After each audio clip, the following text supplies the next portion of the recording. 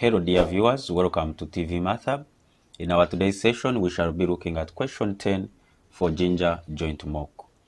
So question 10 says, prove that sine of x minus sine of x plus 60 degrees plus sine of x plus 120 degrees is equal to 0. So we need to show or to prove that this side here is equal to 0. And for that case, we shall look at the solution. So to prove that this side here is equal to 0, we shall begin with the left-hand side, and we prove that it is equal to 0. So let us look at the solution. We shall consider the left-hand side. And the left-hand side is having sine of x minus sine of x plus 60 degrees, then plus sine of x plus 120 degrees. And this side should give us a 0. So to look at this side, what we can do first is try to rearrange this to have sine of x plus sine of x plus 120, then plus, it is a minus sine of x plus 60 degrees. And I hope you still recall that when you are dealing with sine followed by sine, that is what we call the factor formula. So we use factor formula when we are having sine followed by sine. So for that case, let us try to use factor formula in sine of x plus 120 and sine of x plus 60. So we shall have sine of x plus, here you are subtracting sines. So if you are subtracting sines, then you will have 2, the cos will be bigger, that is cos of x plus 120, and then plus x plus 60, this is divided by 2. So cos is bigger than sine when you are dealing with the difference of sines. So likewise, we shall get x plus 120, then we shall be subtracting x plus 60 degrees. And the whole of this is divided by 2. So that is basically what we shall have. So this is same as having a sine of x plus 2 cos. I will try to simplify this. This is x plus x, that is 2x. Then 120 plus 60 is same as 180 degrees. So this is divided by 2. Then we have sine of, this is x plus 120 minus x plus 60. So the x will cancel, you get 120 minus 60, and that will be 60 degrees. But this is divided by 2. So that is basically what we shall have. So this will be same as having sine of x plus, this can be written as 2 cos of x. I want to divide each by 2. This is x plus 90 degrees, then sine of 30 degrees. So that is what we shall have.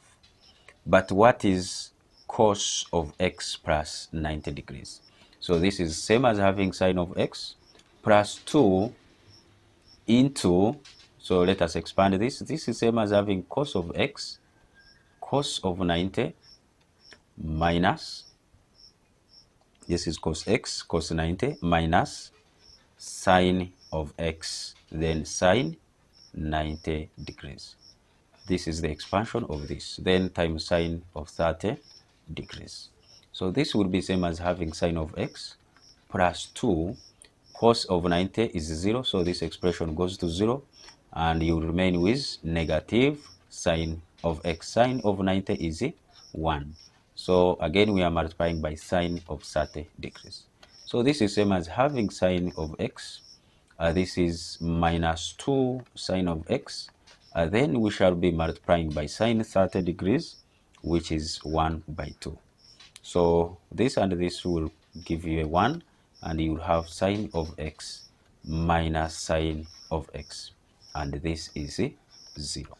So you realize that this expression is giving us a 0, and that is what you wanted to prove.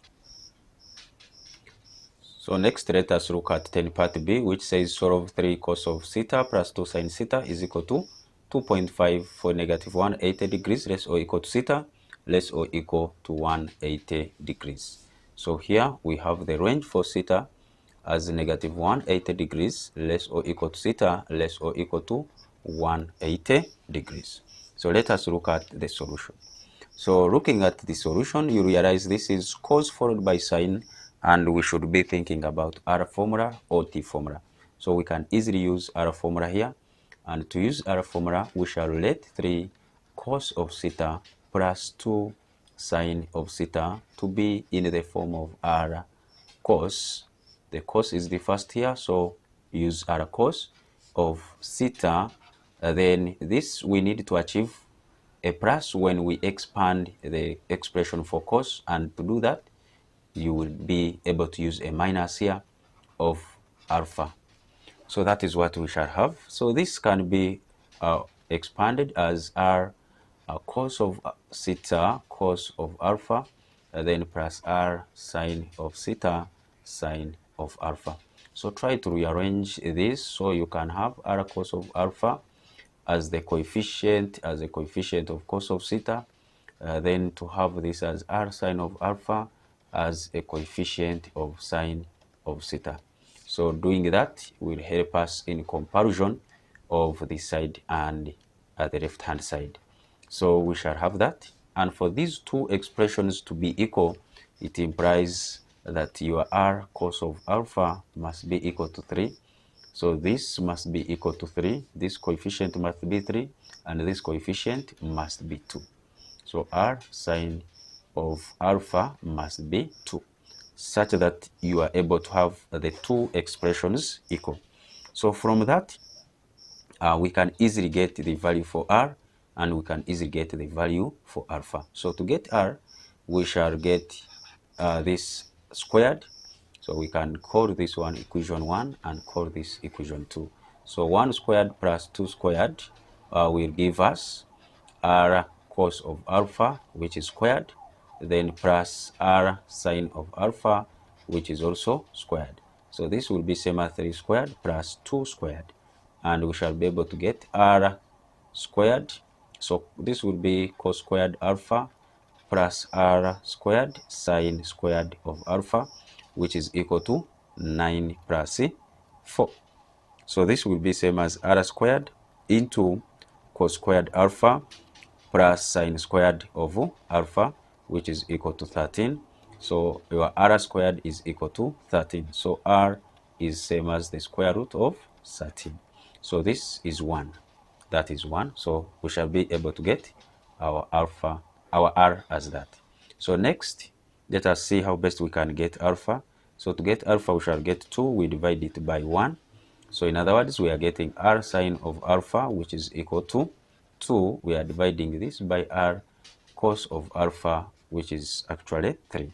So for that case, it implies your tan of alpha is equal to 2 out of 3, but alpha is tan inverse of 2 out of 3, which will give us alpha as, so this will give us alpha as 33.69 degrees. So this will be the value of alpha. And what will that one imply? This implies that 3 cos of theta plus 2 sine of theta is actually equal to r, which is square root of 13 cos of theta minus 33.69 degrees. So, and therefore this as well implies that therefore that the square root of 13 cos of theta minus 33.69 degrees is actually equal to 2.5, because this one alone is equal to 2.5, and you are saying this is equal to that, so this must also be equal to 2.5. So let us go on and get the values for theta. So to get the values for theta, we have 13. Let us first rewrite that. Theta minus 33.69 degrees. This is equal to 0.5. So I need cos of theta minus 33.69 degrees is 2.5 divided by the square root of 13. So it implies that theta minus 33.69 is cos inverse of 2.5 divided by the square root of 13. So theta minus 33.69 degrees will be equal to 46.5 36.1 degrees. So after getting one of the angles, we need to get other angles. So we shall use this to get other angles. So we need where cos is a positive. Cos is positive in the first quadrant. So we shall have our 46.1 degrees, and at the third quadrant, which is also 46.1 degrees.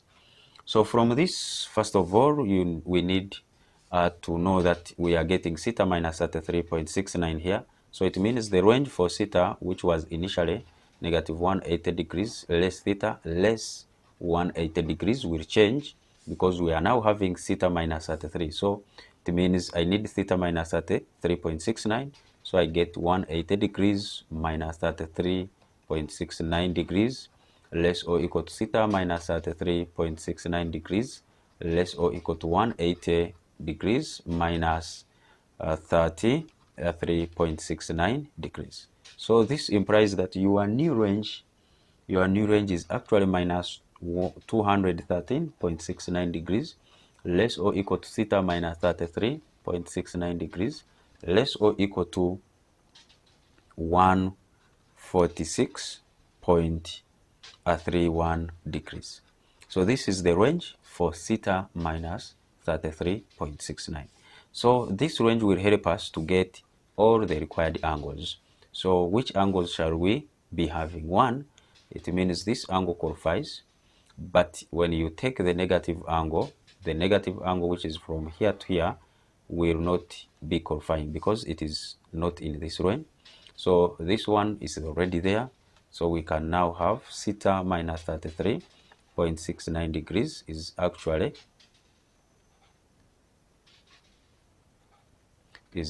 equal to 146.1 degrees to, so this and its this qualifies, but its corresponding negative angle does not. Then next we shall have this angle, the positive angle for this. This is also not in the required range, but what about this angle? This is in the required range, which is negative 46.1 degrees. So these are the only angles we can get in this range. So from there, we can now get our theta as bring this one to the other side. So when you do that, you will have 79.79 degrees. And when you bring this one to the other side, you will have negative 12.41 degrees. So these are the required angles that will satisfy the required range. So let us now talk about part C, which says that certain roads in a city form a triangle and are of lengths 100 meters, 110 meters, and 150 meters. Find the difference between the largest angle and the right angle. So we look at the solution. We are told that certain roads in a city form a triangle. So if we can have our triangle here, this is 10 part C.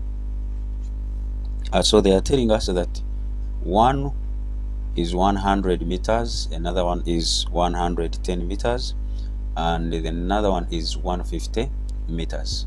So we understand if this is, for example, A, this is B, and this is, for example, C, this represents the side C, the opposite side represents A, and the opposite side represents B. So for that case, we are told that we need to obtain the difference between the largest angle and the right angle. So we need to know which one is the largest angle. So if this is a 150, this is the largest length. So the opposite angle is the largest angle because this is the largest side. So if this is the largest side, then the opposite side is what we call the largest angle. So for that case, it means the largest angle is the angle at A. And how do we get that? We know from cosine rule. So from cosine rule, we know that A squared, since we are considering this angle, will be equal to B squared plus C squared minus 2BC, then cos of A. That is what we shall have. In other words, 2BC cos of A is same as B squared plus C squared minus a squared. And so we can have cos of a as b squared plus c squared minus a squared over bc. So this is by formula that we shall have that. So from here we are interested in a, so that's why we are making cos the subject. So cos of a will be, what is your b? B is 100 squared. What is your c? C is 110 squared. And your a is 150 squared. And the whole of this is divided by bc. And bc is 100 times 110. So that is basically what we are having. So this should be 2 should be there. So this is times 2, this 2 here. So that is basically what we shall have. So we are having cos of a. When you try to simplify this given expression, we shall be in position to obtain -1 over 55. So that is what we shall get, and this will give us as a as cos inverse of -1 over 55, and this will give us the value of a as 91.04 degrees. So this is the largest angle, and you realize that other angles are actually less than 90 degrees, because this is already 91. So it means even when you add the 2 remaining angles, then it must be less than 90, because this is already 91. So this is the largest angle, and what we are interested in is the difference between this angle and the right angle. So what will be the difference between this angle and the right angle? So the difference between this right angle is 90 degrees. So this is 90 degrees. So we shall have this minus that, which will be 1.04 degrees, and that will be your answer. Yeah.